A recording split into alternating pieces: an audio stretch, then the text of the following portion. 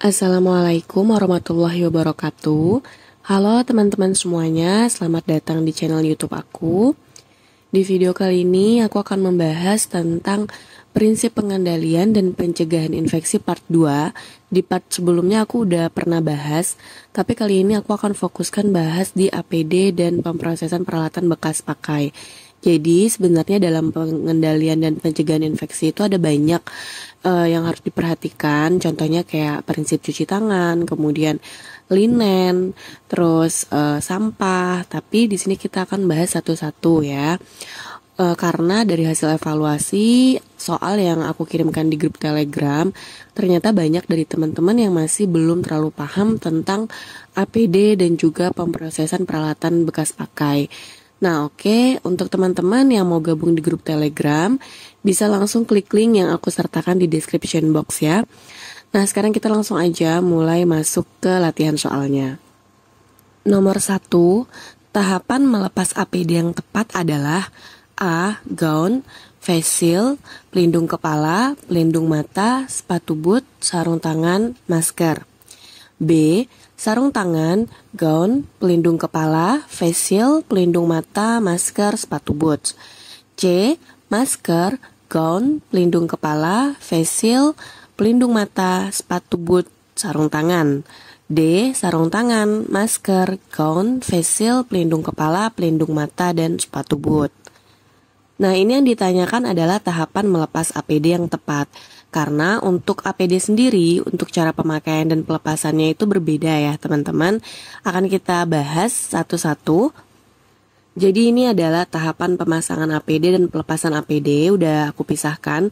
Untuk pemasangan APD itu diawali dengan penggunaan sepatu pelindung atau boot, kemudian gaun, masker, entah masker bedah atau N95, kemudian pelindung mata, pelindung wajah, pelindung kepala, dan sarung tangan. Nah, untuk pelepasan APD-nya itu dimulai dari sarung tangan terlebih dahulu. Kalau di pemasangan APD, sarung tangan yang paling terakhir ya kan. Kalau pelepasan APD ini sarung tangannya yang pertama kali dilepas. Kemudian lanjut gaun, pelindung kepala, pelindung wajah, pelindung mata, masker, masker bedah atau N95, dan yang terakhir adalah sepatu boot. Jadi sebenarnya nggak susah ya untuk ngafalinnya teman-teman. Untuk biar mudah mengingatnya, teman-teman ingat aja, kalau pada pemasangan APD, sepatu boot itu ada di awal. Nah, kalau pada pelepasan dia ada di akhir. Begitu juga dengan sarung tangan. Terus untuk gaunnya ini sama-sama ada di urutan kedua untuk pemasangan ataupun pelepasan. Nah, untuk pelindung mata, pelindung wajah, dan pelindung kepala, nanti kan kalau pada saat pemasangan APD, masker, pelindung mata, pelindung wajah, pelindung kepala urutannya ya kan. Pada pelepasannya setelah gaun maka tinggal dibalik aja dari bawah. Jadi pelindung kepala dulu, pelindung wajah, mata, dan masker. Oke, mudah ya teman-teman.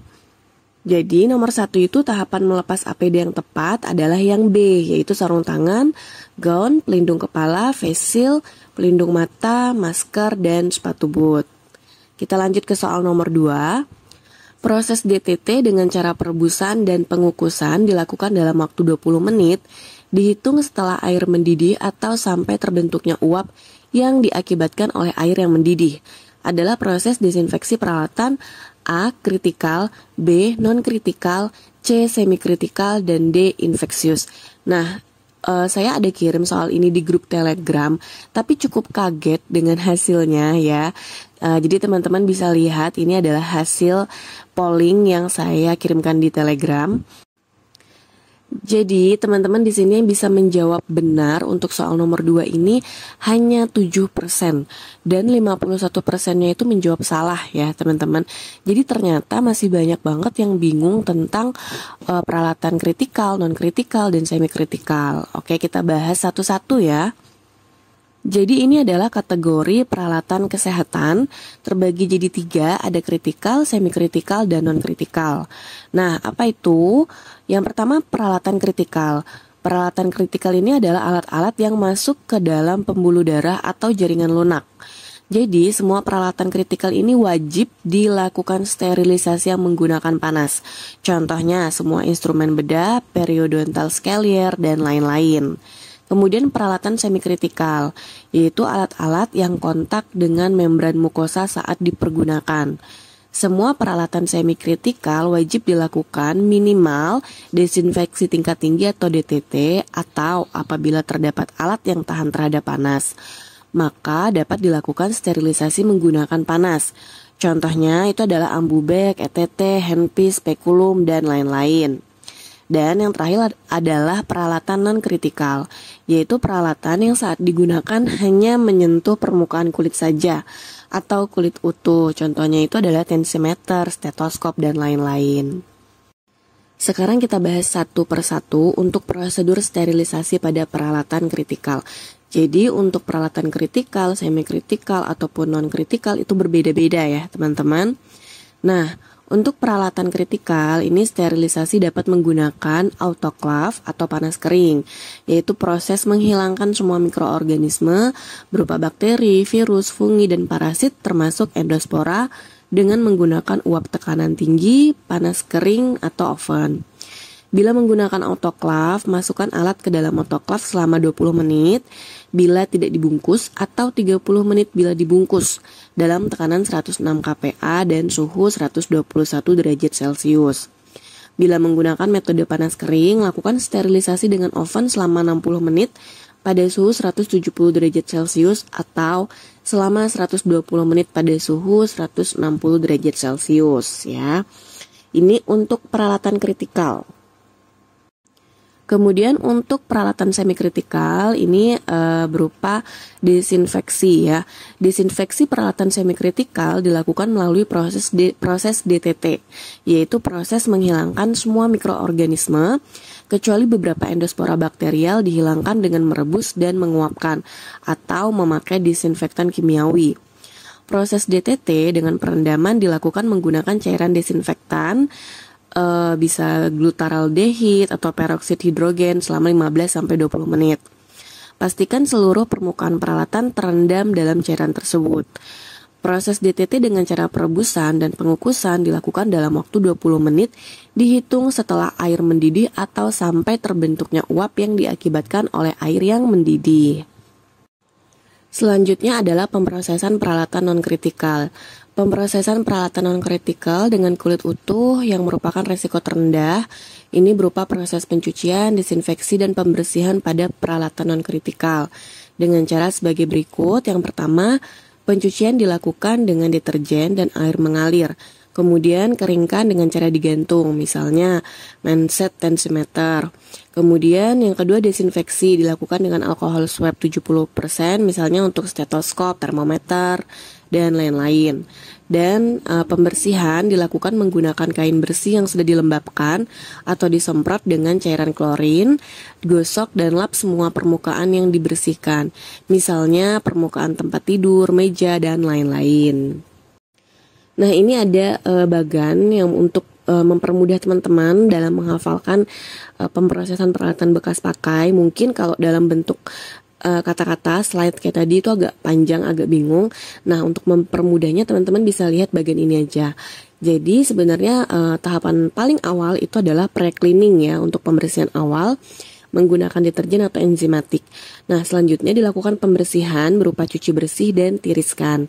Kemudian barulah dipisahkan mana nih yang termasuk peralatan kritikal, semi-kritikal atau non-kritikal. Jadi untuk yang tadi peralatan kritikal dilakukan sterilisasi. Kemudian untuk peralatan semi-kritikal itu bisa dilakukan desinfeksi tingkat tinggi ya. Nah, untuk desinfeksi tingkat tinggi ini ada dua, dengan direbus dan kimiawi. Nah, kemudian kalau untuk peralatan yang non-kritikal itu desinfeksinya tingkat rendah, yaitu seperti yang sudah dijelaskan sebelumnya ya. Oke, sampai sini paham ya teman-teman? Kita masuk lagi ke soalnya tadi. Yang ditanyakan adalah proses DTT dengan cara perebusan dan pengukusan. Dilakukan dalam waktu 20 menit ya.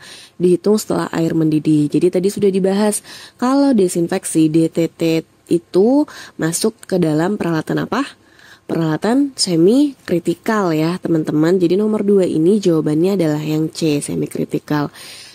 Setelah ini jangan lagi bingung ya untuk pemrosesan peralatan kritikal, semi kritikal, dan non kritikal. Karena saya sendiri juga cukup kaget lihat jawaban teman-teman hanya 7% yang bisa menjawab betul ya. Oke, kita lanjut ke soal nomor 3. Di bawah ini adalah pernyataan yang tepat tentang penyimpanan instrumen steril, kecuali A. Dibungkus tunggal 1 minggu disimpan di dalam tempat tertutup, B. Dibungkus double 2 minggu diletakkan dalam rak terbuka, C. Dibungkus tunggal 3 hari diletakkan dalam rak terbuka, D. Dibungkus double 3 minggu disimpan di dalam tempat tertutup. Oke, di sini yang ditanyakan adalah tentang penyimpanan instrumen steril, kecuali ya, hati-hati jangan sampai terkecoh. Lihat kata kecualinya. Oke, kita bahas untuk materi tentang penyimpanan instrumen steril ini. Penyimpanan instrumen atau peralatan steril dengan benar sangat penting untuk menjaga tetap steril. Oleh karena itu perlu ditulis tanggal sterilisasi dan tanggal kadaluarsa pada bungkus alat steril sebelum penyimpanan. Nah, ini sudah ditampilkan ya teman-teman. Jenis pembungkusnya ada dibungkus tunggal 1 lapis dan dibungkus double 2 lapis. Nah, untuk dibungkus tunggal 1 lapis, kalau dalam tempat tertutup ini untuk 1 minggu, kemudian kalau diletakkan dalam rak terbuka itu 2 hari. Kalau yang double dalam tempat tertutup 3 minggu dan diletakkan dalam rak terbuka 2 minggu. Bisa teman-teman catat ya. Oke, kita balik lagi ke soalnya. Nah, yang ditanyakan adalah kecualinya ya teman-teman. Jadi di soal nomor 3 ini jawaban tepatnya itu adalah yang C, dibungkus tunggal 3 hari diletakkan dalam rak terbuka. Kalau yang A itu betul ya teman-teman, A, B, D itu betul. Jadi yang tidak tepatnya adalah yang C. Lanjut ke soal nomor 4.